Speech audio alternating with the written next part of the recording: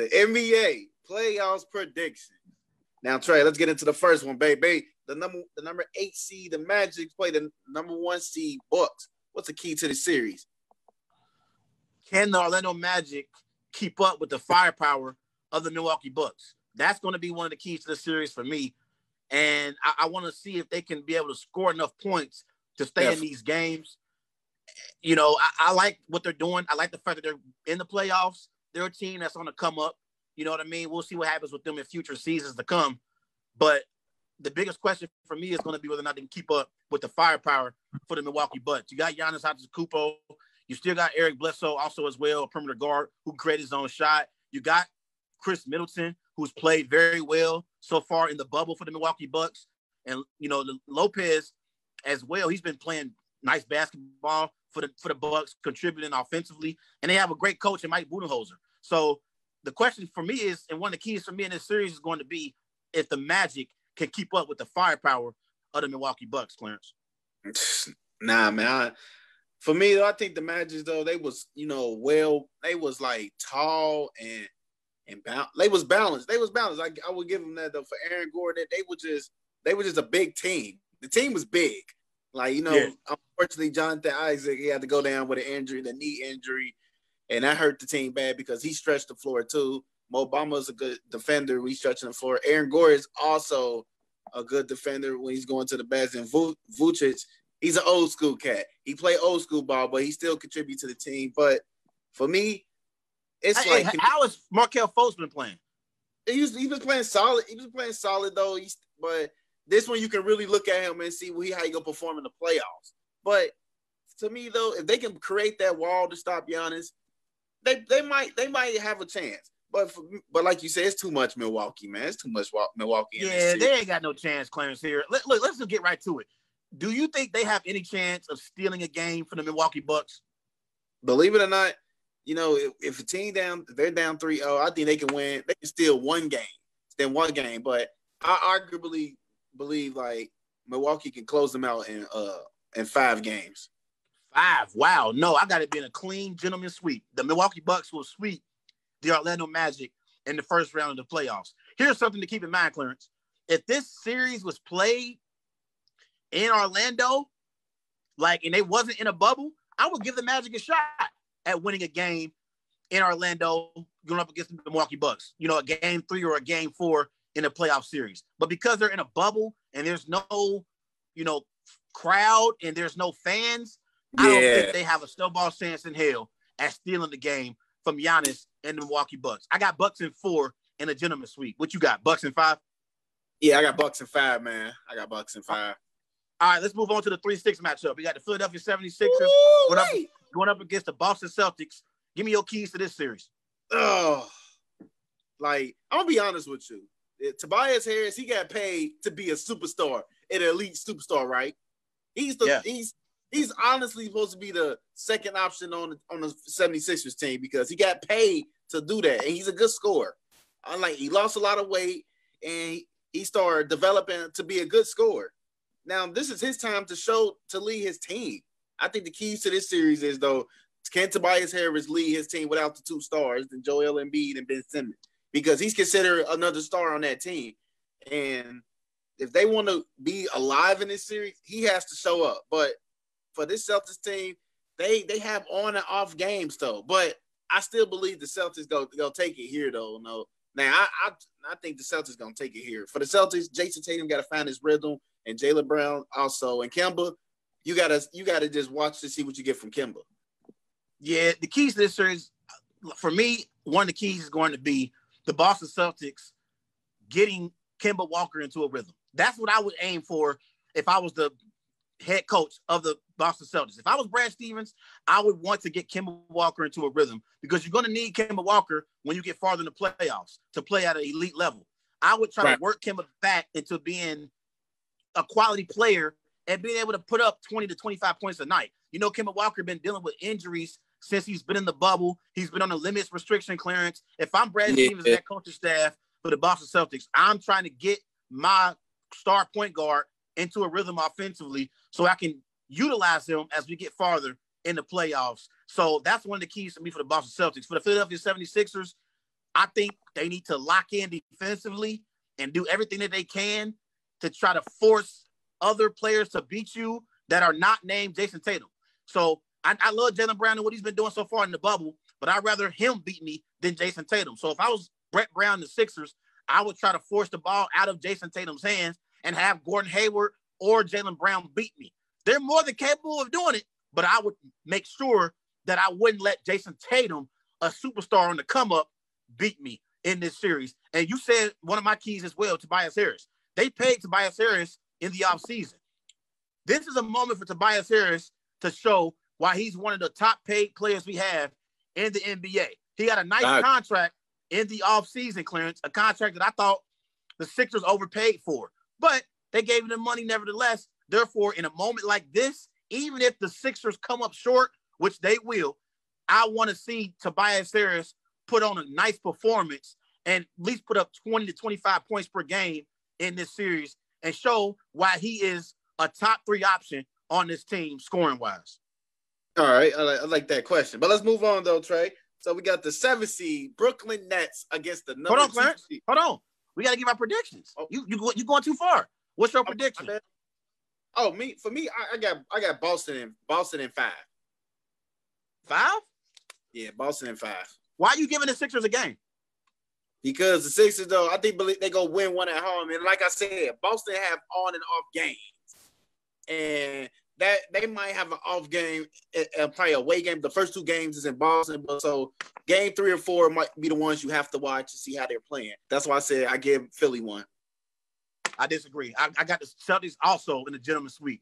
If the Boston Celtics, yes, if the Boston Celtics are legitimate championship contenders, like I say they are, with 4 great players who can create out the dribble, and Kemba Walker, Jaylen Brown, Gordon Hayward, and Jason Tatum, I believe you are supposed to put out the Philadelphia 76ers in 4 games.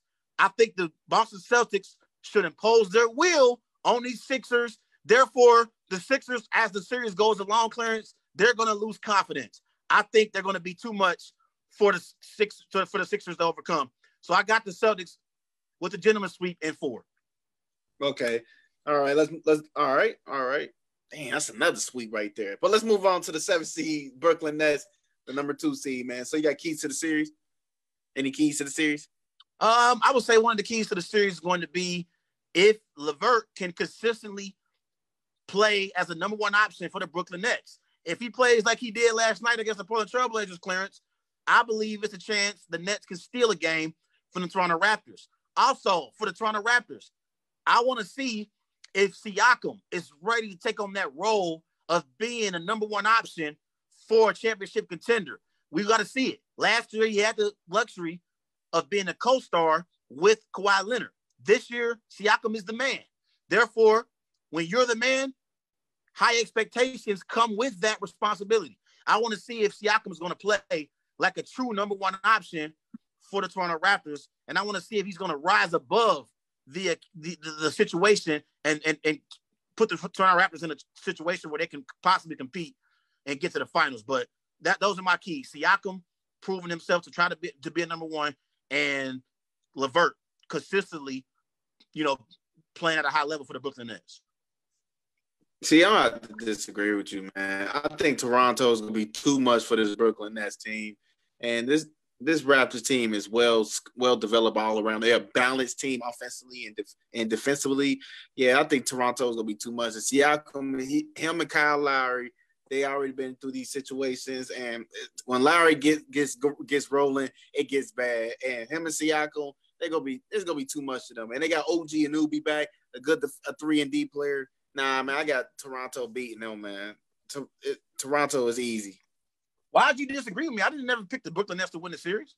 I'm not disagreeing with you, but I just think for the Brooklyn Nets, for Caris LeVert, it's going to be too much for him because it's going to be in the playoffs. He in the playoffs, it's going to be different feeling, and they have a nice setup, but for the Raptors, it's going to be too much for them. Kyle Lowry, he knows how to do in these situations, and it's going to be too much for him, though. I just believe that Kyle Lowry is a mastermind of when he on the court, he can manipulate guards. How you got in how many games? I got Toronto in 5. Honestly, I got Toronto in 5 games. I think they can steal. They're gonna steal one game, but they might steal that game on the road. But it's a higher chance they won't. What but road? I think, there ain't nobody on the road in the bubble. What are you talking about? I mean, yeah, my bad. I'm the type of that mindset that they be on the road, but I think they gonna take one game that was towards the end, like game 4, man. That's all I'm saying. See, I think if it gets to a situation where the Raptors are up 3-0, I don't see Brooklyn stealing the game. I think if they want to have any chance of stealing the game, it has to be the game 1 through 3. It can't be game 4. I got the Raptors in 5 too. I'm going to give the Brooklyn Nets a game out of respect because they've been playing nice basketball since we've been in the bubble, Clarence. And this series would be much different if Kevin Durant and Kyrie Irving were playing. We both know that. Let's move on to a series that has had history. The Indiana Pacers and the Miami Heat, they have had many, many playoff battles in the past, Clarence, with LeBron and Paul George. But now we got T.J. Warren versus Jimmy Butler. Give me your keys to this series. Look, I know we all hype about T.J. Warren and Jimmy Butler, but that's gonna be what the biggest one we're gonna be watching for. We're gonna see how can these guys is gonna put all that trash talking into this playoff game. But the matchup I'm gonna be really watching though is Victor Oladipo and how he does with these guards. And another one, Bam Adebayo versus Miles Turner. I think that's gonna be a good one too because he can stretch the floor. And Miles Turner, he's a good defender. So I want to see how they gonna match up with each other. But for T.J. Warren and Jimmy Butler, that should be a hard nose right there, playing against each other right there. I think that's gonna be a good one. That's gonna be a good one. But you're gonna be surprised of my pick. One of my keys in this series is going to be if the Indiana Pacers can contain the Miami Heat's perimeter shooting. The Miami Heat shoot the perimeter shot very well, Clarence. And I want to see if the Pacers can contain the Miami Heat's perimeter shooting. If the Miami Heat shoot the lights out, I don't see this series going very long. Honestly, if they are shooting the 3 very well, you can't stop them. They're unstoppable. So we'll see what happens. But that's one of my keys. Can the Indiana Pacers defensively slow down the perimeter shooting of the Miami Heat? They're more than capable of being able to do it. They're more than capable of being able to do it because Nate McMillan, as a head coach, he always has the Indiana Pacers playing hard. If you notice, every single year when the Pacers get into the playoffs, Clarence, although they may not go far, they play hard. Can you give them that credit? You agree with that? Yeah, they play hard and they're a smart team. They're a smart basketball team, and they're the kind of team where you have to beat them. They're not going to beat themselves. Yeah, but then at the same time, that type of team, they have to find the players that can score, and they did in T.J. Warren. And T.J. Warren, he just surprisingly start going crazy in this bubble, and I think that's a good start that he did. But this matchup, though, yeah, they got to stop the 3-point shooters that Miami Heat has. Yes, I completely agree. So they have to do that. So let me ask you this though. So who you have winning and how many games? I think, Clarence, this is one of the few series in the first round that has a high possibility of going 7 games. It's going to go 7 games, and it's hard for me to pick in this matchup, but I'm going to roll with Jimmy Butler and the Miami Heat in a nail-biter in a Game 7. I think this series is going to go the distance. I think the Indiana Pacers are going to play the Miami Heat tough, and I think it's going to be a long series. But I think Eric Spoelstra's experience as a head coach and Jimmy Butler, him being the star that he is, he's going to rise above the occasion and make plays for the Miami Heat in Game 7 of the first round in this series. I like Jimmy Butler over T.J. Warren and Oladipo in this series in 7. Yeah. And I agree with you. I like Miami in this one. I think they have the better players and a better 3-point shooter than them. And I truly believe that this team is a good balanced team offensively and defensively. And I think once they hit their peak, it's gonna be on from there. But I got Miami in 6 games and the Heat in 6. So you giving the Pacers 2 games? Yeah, I'm giving the Pacers 2 games because I think all that pressure hits them. They're not gonna be focused on themselves. But I got Miami in 6, man. Jimmy Butler, you can't sleep on him, man, in the playoffs. Give me an X factor in this series? Just one player. Duncan Robinson. How many threes can he hit in this series, man? How many threes can he hit? You see what Chris Paul did to that boy? He was playing him so disrespectful, and Jimmy Butler had to step in and to him to cover, basically help a teammate out. Like, you a man, Duncan Robinson. That's the playoffs, bro. They ain't gonna show you no love. Your teammates gonna be like, come on, Duncan. No, you gotta shrug that off, man. That's the X factor of that. Okay, right. My X factor is gonna be Miles Turner. Can he match Bam Adebayo's energy? That's my X factor, Miles Turner. If Miles Turner can impose his will and compete with Bam Adebayo, that'll increase the Pacers' chances of pulling off the upset. But I got Heat in 7, you got Heat in 6.